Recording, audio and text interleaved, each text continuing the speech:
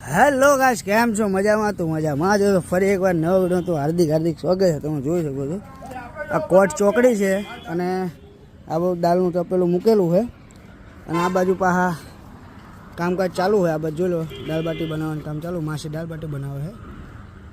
I think 3-4 કલાક પહેલાં દાળ બાટી બનાવે છે. દાળનું તપેલું ખોલો, તમે જોઈ લો. એકવાર આવશો એટલે બીજી વાર તમારે આવવું જ પડશે દાળ બાટી ખાવા માટે. અને આ ભીમાભાઈ છે, આપણા દાળ બાટીના કારીગર છે.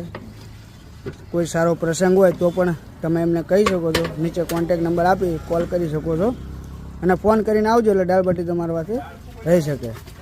જોઈ શકો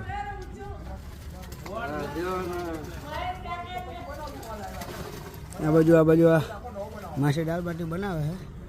જોઈ લો કમ્પ્લીટ. અહીં તળાઈ છે તો કંઈ નહીં મિત્રો, કોન્ટેક નંબર આપું મેં તો કોલ કરીને આગળની માહિતી લઈ લેજો.